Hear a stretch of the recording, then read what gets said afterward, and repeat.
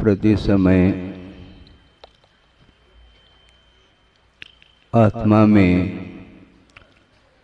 परिणाम उत्पन्न होते रहते हैं और वे परिणाम शुभात्मक भी होते हैं और अशुभात्मक भी परिणाम होते हैं। परिणामों का होना अलग वस्तु और परिणामों का कर जाना अलग वस्तु। गुरुदेव हम लोगों के लिए बार बार प्रतिदिन कोई न कोई प्रसंग बना करके आगम के आधार से हम लोगों को संबोधित करते थे।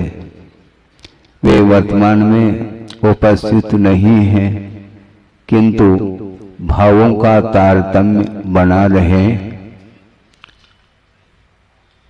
तो निश्चित रूप से परिणामों में उज्ज्वलता आ सकती है। वे परिणाम जो होते हैं उसमें निश्चित रूप से पूर्व में अज्ञान दशा में जो भी पाप का अर्जन किया है उसके प्रतिफल के रूप में जब वह कर्म उदय में आता है तो उपयोग को प्रभावित कर सकता है। इसलिए कह रहा हूं, यदि अनिवार्य रूप से वह प्रभाव डाले तो फिर कर्मबंध की जो श्रृंखला है या उसकी जो परंपरा है वह कभी भी टूट नहीं सकती है। पुरुषार्थ के माध्यम से उस परंपरा को तोड़ने का पुरुषार्थ किया जा सकता है, जिसके अंदर कर्मबंध के जो हो रहा है बंद उसको तोड़ने का पुरुषार्थ वह कर लेता है। और दूसरी बात यह है कि जिसको कर्म बंध की कोई चिंता नहीं है उसके लिए क्वेश्चन मार्क है।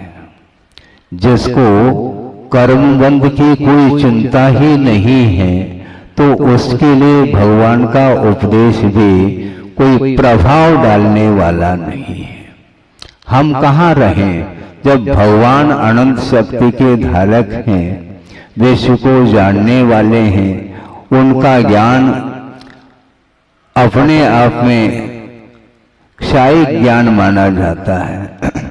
दर्पणायते आप लोग बोलते हैं, सारा का सारा विश्व ही प्रतिबिंबित हो रहा है और उनकी दिव्य ध्वनि में जो बात आ रही है और उस दिव्य ध्वनि की विराटता को कौन स्पष्ट कर रहे हैं? गणधर परमेष्टि जो द्वादशांग के पाठी माने जाते हैं, गणधर पद पर आसीन हैं, वे ही प्रभु की आराधना निरंतर करते रहते हैं।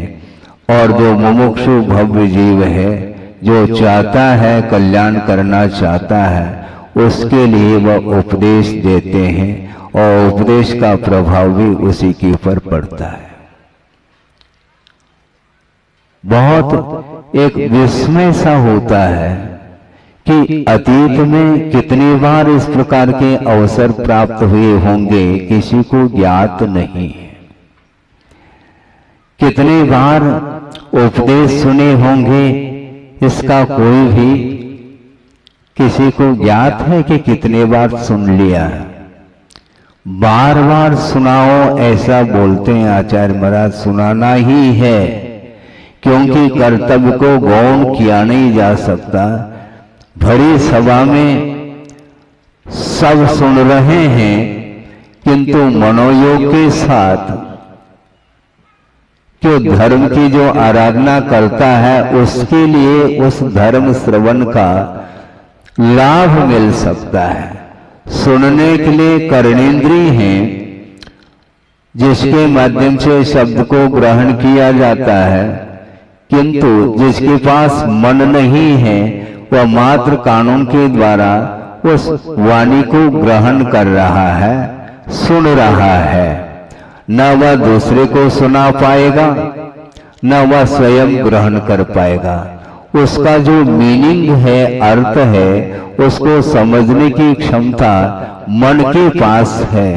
और आप लोग जितने भी सुनने के लिए बैठे हैं श्रोतागण, मैं श्रोतागण उनको मान रहा हूं, आप ध्यान रखें। जो व्रती हैं वो अलग हैं और उनके पीछे जो बैठे हैं उनको मैं श्रोता के रूप में स्वीकार करता हूं। उनके लिए ये उपदेश है और जिन्होंने गुरुदेव के उपदेश और आदेश को आत्मसात करके जो साधना में रत हैं, यथायोग व्रतों का पालन करने के लिए जो निरंतर प्रयासरत हैं, उनके लिए ये उपदेश नहीं है।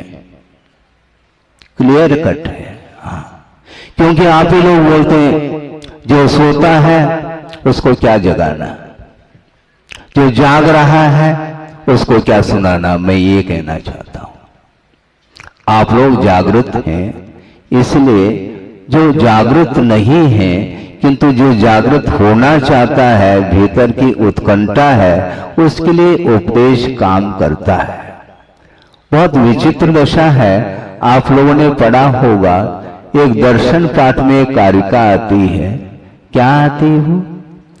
दर्शनेन जनेन्द्राणाम साधुनाम वंदनेन च न चिरं तिष्ठते पापम छिद्र हस्ते यथोदकम्। अंजलि बनाई आपने और उसमें जल डाला गया और वह एक एक एक एक बूंद करके रिस जाता है। उसी प्रकार जिनेन्द्र भगवान के दर्शन और मुनीन्द्रों के दर्शन करने से चिर संचित जो पाप है वह एक क्षण में वह क्षय को प्राप्त हो जाता है। ये दर्शन पाठ में ये कारिका है, यह भाव है उसका। अब अतीत में हमने कितनी बार जिनेन्द्र भगवान के दर्शन किए, कितनी बार मुनीन्द्रों के दर्शन किए, इसके उपरांत भी वह पाप गल क्यों नहीं रहा है, वह पाप समाप्त क्यों नहीं हो रहा है, क्षय को क्यों नहीं प्राप्त होता है? प्रश्न यह है। अब उत्तर क्या मिलेगा? उत्तर यही मिलेगा, हमने उस कारिका को तो पढ़ लिया बार बार, किंतु उसको आत्मसात नहीं कर पाए। प्रसंग में दे रहा हूं, गुरुदेव ने ये कहा, उनके मुख से मैंने सुना, आपने सुना हो तो अच्छी बात है। उन्होंने एक बार कहा कि वंदना करना सीखो। आप सुन रहे हैं?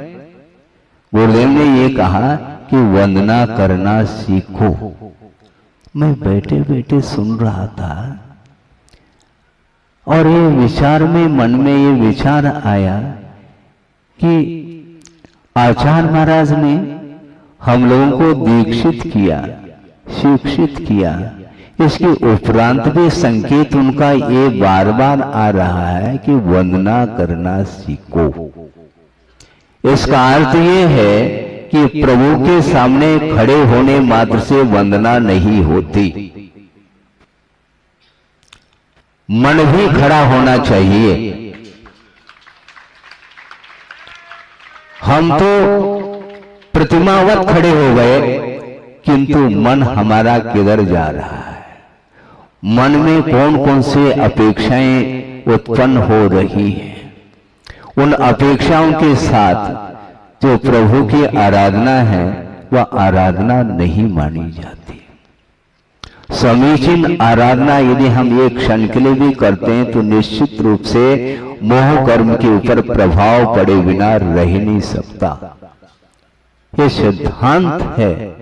आप सोचो, विचार करो कि महाराज हम क्या कर रहे हैं। फिर हमें किसी को कुछ नहीं कहना है, हमें स्वरूप संबोधन करना है। मैं प्रवचन देने के लिए या उपदेश देने के लिए बैठा हूं, एकमात्र औपचारिक है, किंतु यह उपदेश भी अपने आप में धर्म ध्यान स्वाध्याय का एक अंग है और मैं स्वाध्याय करने के लिए बैठा हूं और उस निमित्त से आप लोगों को भी सुनने को मिल रहा है, इसमें कोई बाधा है नहीं। तो गुरुदेव के जो संकेत हैं उस ओर हमारा ध्यान जा रहा है, आपका जा रहा है तो अच्छी बात है, नहीं जा रहा है तो वह मेरे बुद्धि का विषय नहीं बन सकता। मैं अपने मन में जो तरंगे उत्पन्न हो रही हैं उसका संवेदन तो मैं कर सकता हूं। मेरे भीतर कौन कौन से विचार उत्पन्न हो रहे हैं, किन किन अपेक्षाओं को लेकर के भाव उत्पन्न हो रहे हैं, किंतु आपके भीतर जो लहर उत्पन्न हो रही है उसका संवेदन मुझे नहीं होने वाला, न प्रभु को होने वाला, ये ध्यान रखो। प्रभु विश्व को जानते हैं किंतु संवेदन विश्व का नहीं होता, स्व का संवेदन होता है। और वह निश्चय से निजानंद रसलील कहा है कि सकल के गायक तदपि फिर भी निजानंद रसलीन, वो अपने आप का स्वाद ले रहे हैं। स्व का संवेदन, और वह भी वर्तमान का संवेदन होता है। अतीत और अनागत का ज्ञान हो सकता है, संवेदन तो केवल वर्तमान का और स्व का ही संवेदन होता है। अब बात रह गई है कि संवेदन स्व का होता है, तो प्रश्न ये उठता है, एक मिथ्या दृष्टि है, वह संवेदन शून्य है क्या? बोलो, जड़ तो नहीं वो, उसको अपना संवेदन हो रहा है क्या? नहीं, हाँ बिल्कुल हो रहा है। फिर महाराज क्या होगा? फिर होगा कुछ नहीं, बात स्पष्ट हो जाएगी अभी तत्काल आपके लिए। समय सार आदि अध्यात्म ग्रंथों में जो कुंद कुंद स्वामी ने जो विषय रखा है उसको और स्पष्ट करते हुए टीकाकारों ने ये लिखा। शिष्य ने प्रश्न किया कि महाराज आप कदम कदम पर, हर पृष्ठ पर, हर लाइन में स्वसंवेदन की बात करते हैं, किंतु उसके पीछे एक जो विशेषण जोड़ा जा रहा है वो हमें बात समझ में नहीं आती। कौन सा विशेषण? वीतराग स्वसंवेदन। मात्र स्वसंवेदन नहीं कहना चाहते, वीतराग स्वसंवेदन। महाराज कोई सराग स्वसंवेदन भी होता क्या? क्यों नहीं होता? ये पारशेष न्याय से स्पष्ट हो जाएगा, क्योंकि जो कुछ भी विशेषण जोड़ा जाता है वह अन्य विषयों को वह पृथक करने के लिए ही विशेषण जोड़ा जाता है। ये क्लियर है। जैसे मान लो जीव कहा यावन मात्र जीव ग्रहित हो जाएंगे, किंतु मुक्त जीव कहा तो संसारी जीव पृथक हो जाएंगे। उसी प्रकार स्वसंवेदन कहते ही निगोद से लेकर के सिद्ध परमेष्टि तक सब संग्रहित हो जाएंगे, किंतु वीतराग स्वसंवेदन कहते ही सराग संवेदन करने वाले जो जीव हैं वो अपने आप पृथक हो जाते हैं। इससे स्पष्ट है गुरुदेव का बार बार संकेत जो जाता है, वंदना करना सीखो। हम सीख नहीं पाए अभी तक, अब तो सीखे कम से कम, क्योंकि अभी तक तो गुरुदेव सामने थे और वो कान पकड़ करके भी हम लोगों को समझा सकते थे, इसमें कोई दोहराई नहीं। लेकिन कान उसी का पकड़ा जाता है जो देता है।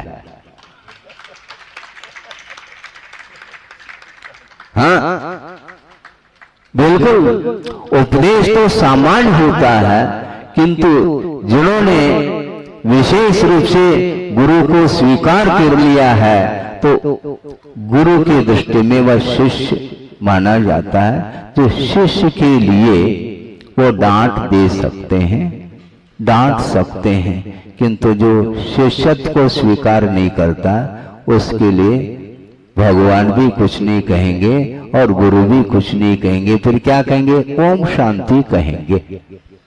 हाँ, ओम शांति का अर्थ क्या? बहुत गहरा अर्थ है, लेकिन जहां कहीं भी ओम शांति का प्रयोग नहीं किया जाता, जहां करना चाहिए वहां पर किया जाता है। कभी भी मैं बार बार इसका प्रयोग करता हूं, लेकिन अवसर दे करके प्रयोग करता हूं। बहुत भक्तगण भाव विभोर होकर के प्रशंसात्मक कुछ शब्दों के प्रयोग करते हैं, उस समय ओम शांति कहता हूं, क्योंकि मेरा कर्तव्य है आपका कर्तव्य आप जानो। मैं निषेध करूं तो कब तक करूं? एक लिमिटेशन है। एक व्यक्ति को निषेध कर दिया, दूसरा आ गया, वो भी उसी का अनुकरण कर रहा है, तो मैं कब तक कर सकता हूं? ओम शांति के माध्यम से क्लियर हो जाता है कि महाराज कुछ अलग ही भाव दर्शा रहे हैं। तो मैं ये कहना चाहता हूं कि वंदना करना शुको करने से मुझे ऐसा लगा अभी तक हम लोगों ने वंदना प्रभु की और गुरु की हृदय से वंदना नहीं की। यदि करते तो इस धरती पर क्यों होते? सुन रहे हैं आप? इसमें मैं भी शामिल हूं। ऐसा नहीं कि मैं पृथक हो गया हूं, आप लोगों के बीच में मैं भी हूं और आप भी बैठे हैं। मैं भी संसारी हूं, आप भी संसारी हैं, और संसार से मुक्त होने के लिए ये सारा का सारा उपक्रम, ये साधना की जा रही है। इसलिए गुरुदेव एक एक शब्द जो कहते हैं वो सूत्रात्मक होते हैं। महाराज हमारे लिए सूत्र दे दो, ये बहुत बड़ा सूत्र है ये। हाँ? सूत्र दो। हम कहते महाराज तत्व सूत्र ले लो। हाँ?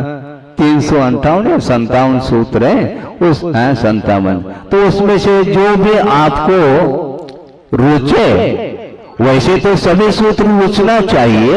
इसके उपरांत भी मान लो, भाव विशेष रूप से मान लो किसी सूत्र में निकलते हैं, उसमें जटिलता नहीं है, ऐसे सूत्रों को भी आप आत्मसात कर सकते हैं। और उसमें एक सूत्र है, जगत काय स्वभाव हुआ संवेग वैराग्यार्थम कहा।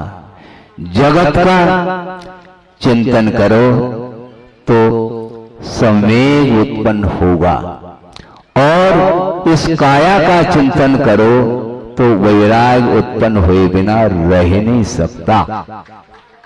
ये क्लियर है। संवेग और वैराग के बिना जीना कोई जीना नहीं है। मरना फिर भी उपयुक्त है, किंतु संवेग और वैराग के बिना दीर्घ काल तक जीना भी कोई जीना नहीं माना जाता। हाँ, नहीं माना जाता। संसार में अनंत काल से जीते आए, और कितना जीना चाहो। जीना और मरना इसका एक प्रकार से एक स्वभाव जैसा बन गया है, वो होगा। जातस्य मरणम ध्रुवम कहा, ये निश्चित है।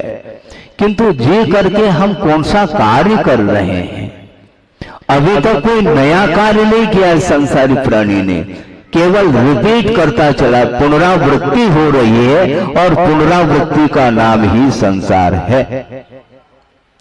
संसरणम संसार परिवर्तनम इत्यर्थः।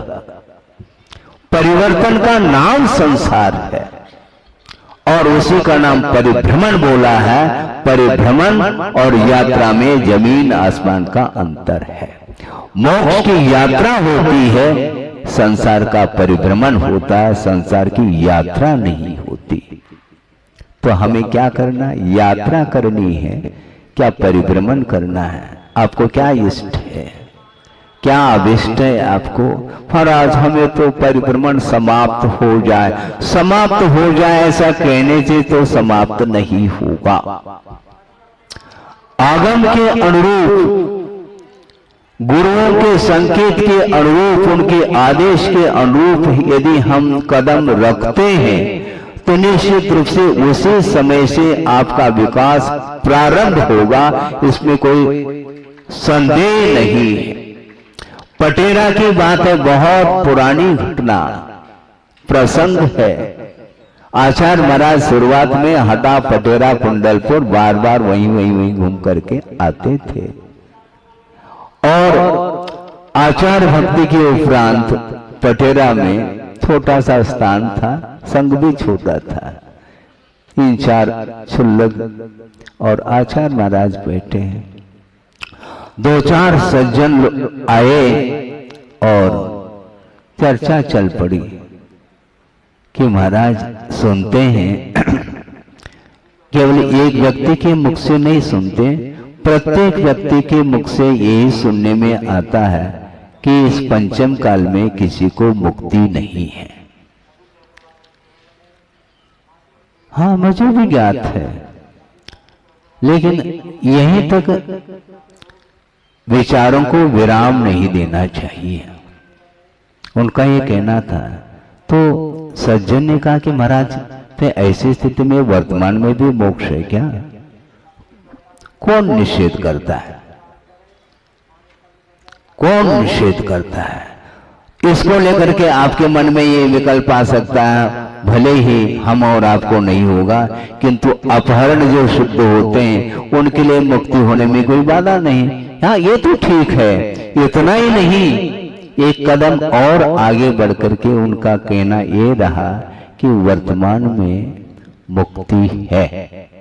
महाराज जल्दी स्पष्ट कर दो, बहुत आकुलता है। इसी का नाम तो संसार है, इसी का नाम संसार है। और जिसके जीवन में जितनी जितनी मात्रा में निराकुलता बढ़ रही है उतनी मात्रा में वह मुक्त है। मुक्ति और कौन सा मोक्ष? किस चिड़िया का नाम मोक्ष है? निराकुल भाव का नाम मोक्ष। ये द्रव्य मोक्ष ये बाद की बात है। कर्मों की निर्जरा करने में समर्थभूत जो निर्मल परिणाम है वे ही मुक्ति के लिए कारण सिद्ध होते हैं। ऐसा कौन सा क्षण जिस क्षण में हमारे भावों में निर्मलता आती है और हम निराकुल भाव का अनुभव करते हैं? कभी आपने विचार किया है? कभी सोचा है? सोचने में आता है हमेशा आकुलता आकुलता आकुलता, और कह रहे हैं आकुलता बिन कहिए। दूसरे को कह रहे हैं हम कहिए, हम स्वयं क्या कहना चाहते हैं? मोक्ष तो आकुलता बिन कहिए। मोक्ष प्राप्त करने की आकुलता भी ठीक नहीं कहते हैं आचार्य महाराज कि आकुलता क्यों करते हो? आकुलता करने से होता क्या है? आकुलता के कारण विश्वास में कमी आती है, ये उनका कहना है। जब आपको विश्वास है आगम के ऊपर, गुरुओं के वचनों के ऊपर और प्रभु के ऊपर जब विश्वास है तो विश्वास के साथ करने के कार्य निरंतर सहजता से और सरलता से करते चल जाए, निश्चित रूप से सामने मंजिल देखने को मिलेगा। बहुत कठिन हो चुका है वर्तमान में। ये जो धर्म का स्तर है बहुत गिरता चला जा रहा है और धार्मिक क्षेत्र में लौकिकता प्रविष्ट हो चुकी है, ध्यान रखो। हाँ, मैं पढ़ रहा हूं, मैं गलत नहीं कह रहा हूं, क्योंकि गुरुदेव ने कई बार उन्होंने कहा, मैं उन्हीं वचनों को रिपीट करता रहता हूं, शब्द भिन्न हो सकते हैं। उनका यही कहना है सारे धार्मिक क्रियाएं करते हुए भी वो क्रियाएं बहुत औपचारिक होती चली जाती हैं। हमारे सामने वह प्रसंग यही की बात है, चातुर्मास हो रहा था और शांति धारा हेतु लोगों ने, श्रावकों ने निवेदन किए, महाराज आपको भी वहां पर पहुंचना है। हाँ ठीक, वैसे हम प्रतिदिन पहुंचते हैं, देख लेंगे शांति धारा। जा करके बड़े बाबा की वंदना कर ली, स्तुति कर ली, वहीं पर बैठ गए और वहां पर पहले से ही शांति धारा करने वाले काफी सज्जन एकत्रित हुए थे और स्वच्छ सोले का वस्त्र पहन करके आए थे। और उसी समय एक परिवार और आया और निकट बड़े बाबा हैं, बाबा का दर्शन करके और मेरे सामने आकर के नमोस्तु तो बाद में किया कि महाराज ये हमारा बड़ा बेटा है और ये छोटा बेटा है, आप इसको आशीर्वाद दे दीजिए। मुझे मन में ऐसा लगा ये क्षण के लिए तो प्रभु के चरणों में गए हैं और उस समय भी अपने परिवार को भूल नहीं पा रहे हैं हम। सोचो, विचार करो, आप वंदना करो उतने क्षण के लिए तो कम से कम प्योरिटी होनी चाहिए। बाद में तो ठीक है जो आपको कहना हो कहो, किंतु कम से कम शांति धारा देखने के लिए आए हैं तो कम से कम शांति उतने क्षण के लिए तो शांति का अनुभव करो। मेरे मन में भाव आया, कहा कुछ नहीं हमने, क्योंकि कहने से कोई सार नहीं निकलता। हाँ, क्योंकि हम कहते चले जाते हैं और उनको जो करना है वही करता चला जाता है। नमोस्तु बाद में, पहले महाराज हम जबलपुर से आए, नमोस्तु। हाँ, इसी प्रकार चौके में महाराज हम दोनों से आए हैं, मन शुद्धि, वचन शुद्धि, काय शुद्धि। भाव है उनके, वो अपनी जगह है। मैं ये कहना चाह रहा था, इसलिए गुरुदेव का ये कहना है कि वंदना करना सीखो। लाइसेंस चाहिए, परमिट जिसको बोलते हैं, नेशनल परमिट जिसको बोलते हैं। बिना ऑर्डर, बिना आदेश संभव नहीं। वह योग्य है व्यक्ति कर्तव्य के पालन करने के लिए, किंतु बिना उनके संकेत आदेश के वह एक बाल मात्र भी इधर का उधर नहीं कर सकता और नहीं करना चाहिए। यह हमारा भाव है। आ रहा है? करने योग्य कार्य वह कर्तव्य, करने योग्य कार्य कर्तव्य, इतना ही अर्थ है इसका। इसलिए आचार्य महाराज का इनडायरेक्ट रूप से दूसरे शब्दों के प्रयोग कर रहे हैं। आउट ऑफ कोर्स कभी भी अपने हाथ में नहीं लेना चाहिए। हम इसको आउट ऑफ कोर्स के रूप में ही रखना चाहते हैं। मान लो अमुक महाराज को बुला लिया, ठीक है, अमुक महाराज उनको बुलाओ, वो आ गए, उनके पीछे पीछे मैं भी जाऊं। हाँ, ये आउट ऑफ कोर्स है। हाँ, ये आउट ऑफ, उनसे भी पहले भागता मैं पहुंच जाऊं, ठीक नहीं। यदि पहुंच जाऊं तो कहते तुम्हें तो बुलाया नहीं हमने, हाँ, तुम क्यों आ गए, चलो। वो उन्हीं के लिए पर्टिकुलर कुछ कहना चाहते हैं, संकेत देना चाहते हैं, वो उनके लिए है, सबके लिए थोड़ी। एक छोटा भी जा सकता है, छोटा जाए अथवा बड़ा जाए। गुरु तो सबसे बड़े हुआ करते हैं, गुरु तो सबसे बड़े होते हैं। वो छोटे को भी बुलाते हैं, उस समय बड़े को खिसका देते हैं, तुम चलो, तुम्हारा काम नहीं यहां पर। क्योंकि सबके लिए आदेश देना है, मात्र बड़े के लिए आदेश नहीं होता। बड़े के लिए तो और कड़क आदेश होता है, छोटे के लिए थोड़ा सा नरमाई के साथ भी वह कह सकते हैं, उनका विषय है, मेरा विषय थोड़ी है, मेरा विषय कुछ है ही नहीं। तो इस प्रकार समय समय पर उन्होंने जो आगम के आधार और अपने अनुभव के माध्यम से जो दिया है, वो कभी भी भूल नहीं सकते।